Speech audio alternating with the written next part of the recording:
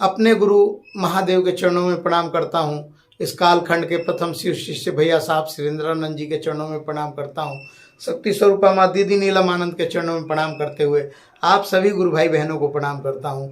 एक गुरु भाई ने मेरे से जिज्ञासा रखी कि गुरु भाई मैं ऐसा क्या करूं कि मुझे महसूस होने लगे कि शिव मेरे गुरु हैं। मैं 3 नियम करता हूं लेकिन मेरा मन उथल पुथल रहता है, कभी इधर भागता है कभी उधर भागता है।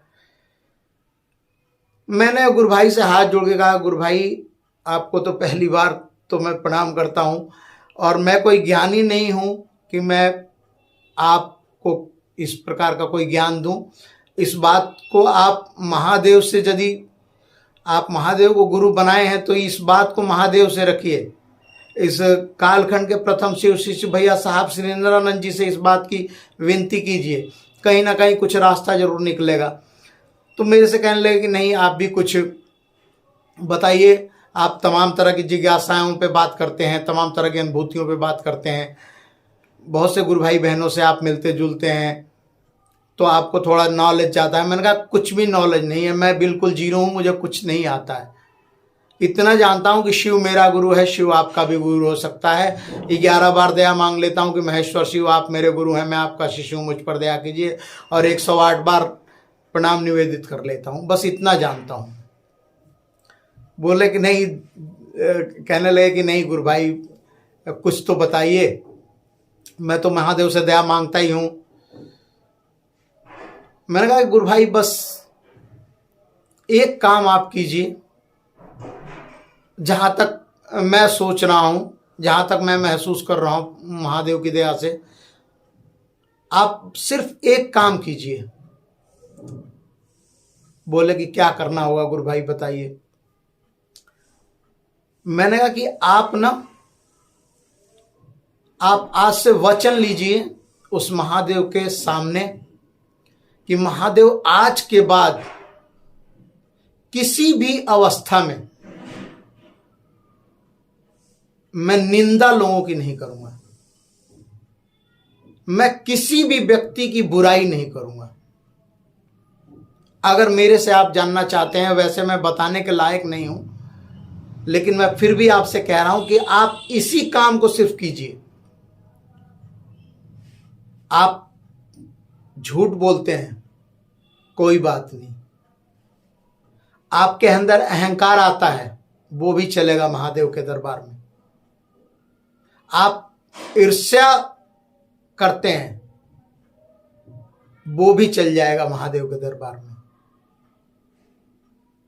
क्योंकि ये सब हमारे अंदर विकार भरे हुए हैं और इस विकार को दूर करना किसी दुनिया के व्यक्ति की बात ही नहीं है।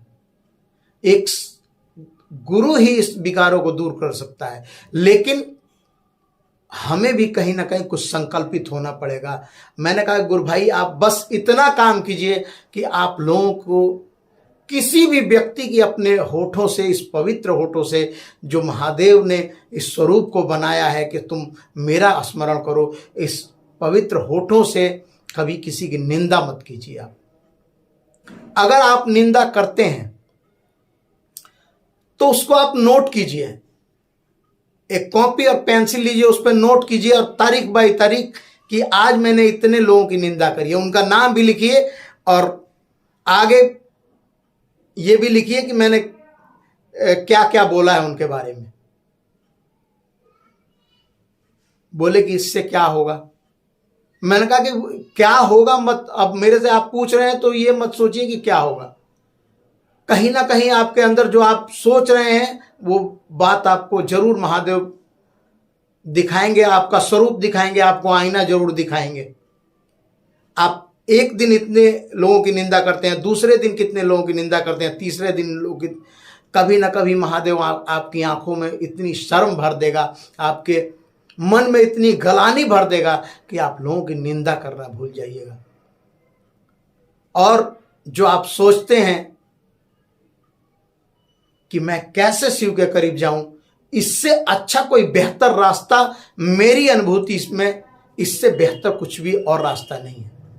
शिव के यदि करीब जाना है तो मैं जानता हूँ, मैंने ये प्रण लिया है कि किसी भी गुरु भाई बहन या किसी भी व्यक्ति की मेरे जीवन में जो मुझसे दुश्मनी ही क्यों ना रखता हो, महादेव मेरे होठों से कभी उसकी निंदा ना निकले। और मैं दावे के साथ कहता हूँ गुरु भाई, मैं तो ज्ञान देने के काबिल नहीं हूँ, लेकिन इतना जरूर महादेव ने ज्ञान दिया है कि अगर आप गुरु भाई बहन भी यदि आप अपने जीवन में इस बात को उतारते हैं तो रिजल्ट तो आना ही आना है। मैं भी एक ज़्यादा ना सही लेकिन शिव शिष्य होने के नाते 3 नियम छोटा सा थोड़ा सा ही करने के नाते मेरे जीवन में महादेव ने अनुभूत कराया है कि मेरे अगर करीब आना चाहते हो, तो शिव को अगर पाना चाहते हो, शिव से स्नेह लगाना चाहते हो, शिव को दिल में बिठाना चाहते हो, तो लोगों की निंदा करना छोड़ दो। मैं तुम्हारे हमेशा करीब था, करीब हूँ और करीब और हो जाऊँगा। और उस गुरु भाई को मैंने प्रणाम करते हुए कहा कि बस सिर्फ इतना काम कीजिए गुरु भाई। आप सभी गुरु भाई बहनों को मैं प्रणाम करता हूं। अगर कहीं से कहीं तक भी मेरी भावना, मेरी बातों से आपकी किसी भी भाई बहन की भावना आहत होती है तो उनसे क्षमा प्रार्थी हूं मैं।